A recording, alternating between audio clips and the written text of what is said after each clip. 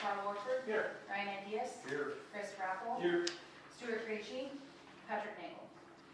Okay, no proclamations, nobody in the audience, so we'll move on. Department head report. Don't have a lot to share with you. I guess the biggest thing is that this morning I hit submit on our $12.6 million build grant application for the roundabout at 15th Street and the 10th Street bridge over Dry Run Creek. And so that is submitted. I can accept and submit any additional letters of support if there's no limit on the number. We've gotten some really good ones from some of the freight companies and locally, so if anyone's interested in providing a letter of support, we certainly can take that. We moved directly into the possible a conversation on applying for congressional designated spending, so earmarks. And because the Nebraska DOT Infrastructure Hub already has all of our information, I had some conversations with Jerry about which piece of this build grant that we would like to ask for some earmark on, and we kind of landed based on our conversation as well as guidance from the Infrastructure Hub at also submitting, unless you tell me you're adamantly opposed to it, for the 10th Street Bridge as an earmark from Bacon and Fisher. Some of the reasons behind submitting for that, while we understand that the roundabout is probably more impactful for the community, the price tag on that is $8.6 million, and that is quite a bit of money when we're talking about the earmark. Typically those, according to the Infrastructure Hub, have landed between the $1 and maybe $3 million, $3 or $4 million. So if, that's why we're pursuing the 10th Street Bridge. Because the other thing that can happen is, let's play the scenario out. We ask for $8.6 million in an earmark, we get $4 million. Then we have a $4.6 million shortfall, and we can't even use, that's something that we're going to have to come up with locally, right? Whether it's us or the state or local contributions. Sometimes that puts a little bit of a hiccup in actually making those projects come about. So the build grant award will be made the end of June. So, and if we're successful in that, that's something that we would start right away on, because we do have very specific timelines filled out in that grant application. I want to again say a lot of thanks to IHUB and to their consultant High Street. JEO was a sub-consultant of High Street and helped us through that grant application process. So I guess unless I hear something different, I'm going to continue to work with Infrastructure Hub on that earmark for 10th Street. I do know the county is working to submit it for improvements on County Road. Is it L? L. So, the other thing is Jerry and I were in attendance at the Midwinter Conference in Lincoln. We got a legislative update from Lynn Rex on yesterday morning. One of the things that made it out of the Revenue Committee is LB 1219, which is another attempt to put a cap on city budgeting authority. It would give us, we'd still have the 45 cents, but our limit would be in our total property tax ask. So last year, the new rule that went in place was you had a base, you could ask for the slice, which was a CPI for governments that was established by the state auditor's office, which was like 5.14 last year, and then your real growth on top of that. That's too much, according to the Revenue Committee or the pieces that are coming out. They want that capped at 2 plus real growth and no exceptions. So if we would go to a vote of the people and say, people want to spend 25 million or 30 million, we have to levy bonds and we need to collect bond or additional property tax money, That, in this proposal, would not, we couldn't go above what our total property tax is. So bonded indebtedness would not be an exception. It made it out of the revenue committee. I'm not sure how far it'll make it on the floor, but I do know there's negotiations that are going on with NICO and the league, so that's something to watch. There's a couple others. There is a rebutable, I don't know how you say it, presumption on cancer for firefighters, which would basically make the assumption that, or the conclusion that if a firefighter develops cancer, it's caused by them being a firefighter, no matter what other experience or exposure that they have had in their life. And so the league is fighting that as well. So you'll probably see that in the news, or maybe you have seen that in the news. So. Other items on the agenda, I'll just say this while I'm up here. The CDBG stuff is pretty straightforward. We have to do that in order to meet the special conditions. I can answer any questions on the audited financial statements. When it comes to local borrowing for the street check, we received one submittal, which was from First Bank, to borrow at 3.44%. It's included in the packet. I just put it in just before the meeting. And then the audit waiver for building and grounds and the Keno agreement, I would ask for those to be tabled. The joint pool use agreement with Windstream was recommended for approval by the Board of Public Works at their meeting last week. And I think that's it. Questions? Okay, we'll move on. Consent agenda. Motion to approve. Second. Questions? Nothing much in the claim, so. Roll call.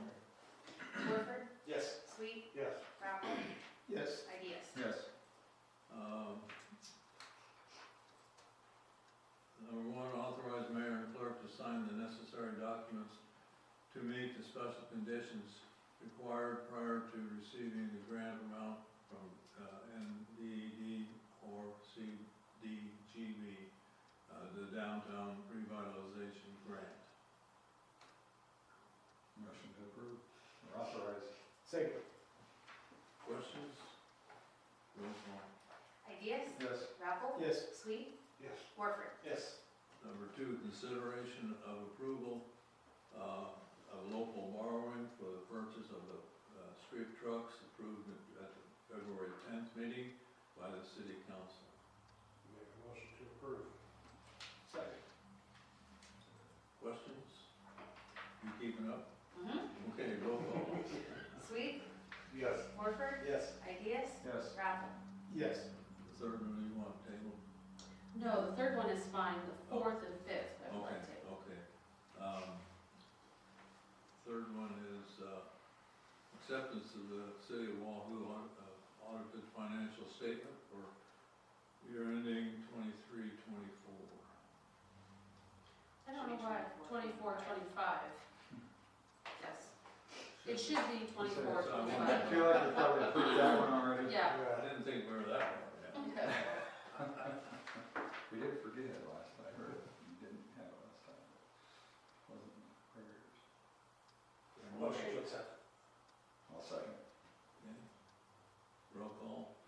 Warford, Yes. Ideas. Yes. Rappel, Yes. Sweet. Yes. Okay, 4 and 5 of that has to be held over. Motion to table. Second. Okay, Now you gotta have. now you're too fast. Okay, I'm ready. Roll call. Warford, Yes. Ideas. Yes. Rappel, Yes. Sweet. Yes. Okay, number 6, 5. Brewer. Action to table number 5. So moved. Second. Table it this week. Oh, you want more on that? Table. Table, the Oh, Keno table, agreement, yeah. okay. Keno agreement. We have a motion and a second. Roll call, is that it? Yep. Okay, roll call. Ideas. Yes. Warford, Yes. Sweet, Yes. Rappel. Yes. Okay, number 6, approval of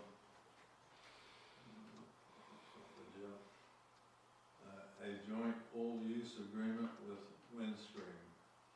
And I did review this, we went through several iterations with Windstream on it.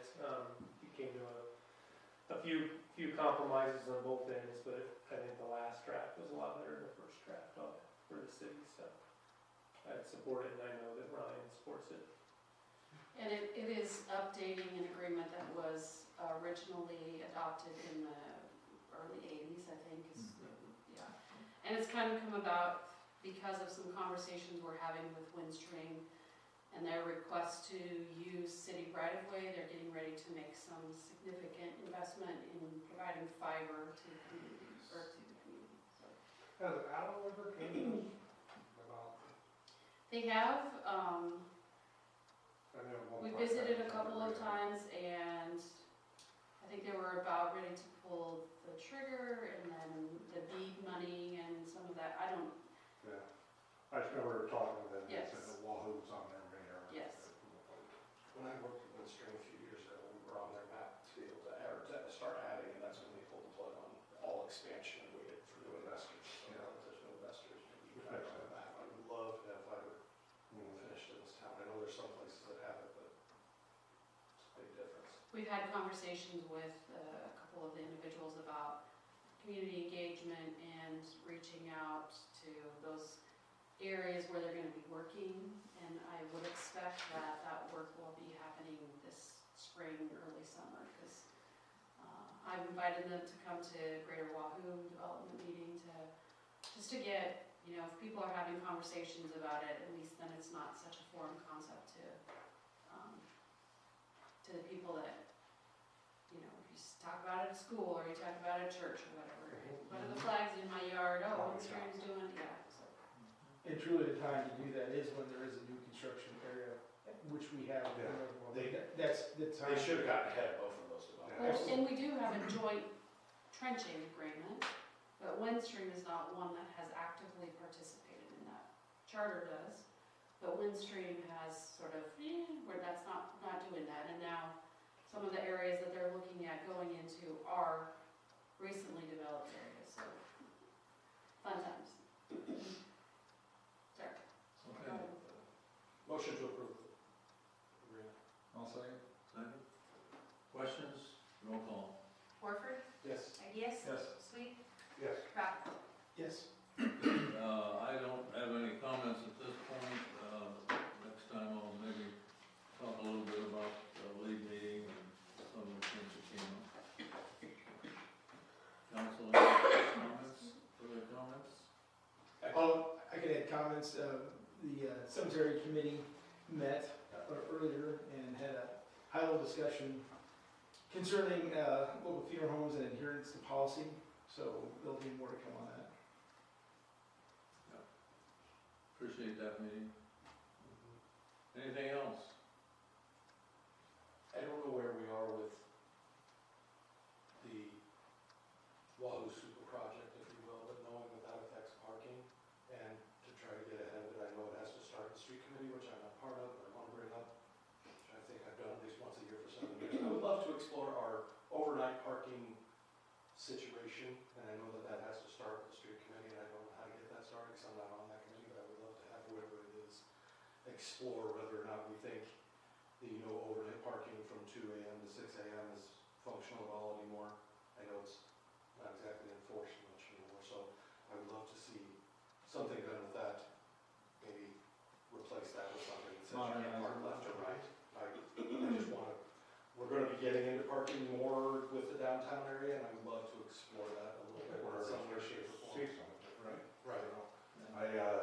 I am on the street committee, and I can turn around and reach out to the other members and Joe, Joe, and we can kind of I'll keep that, and like I said, my thought has always been, I would love to see something. I don't care about who's parking where at 3 o'clock in the morning. I do care if people park on both sides of the street, on any street in this town that causes a problem. Yeah. So I would love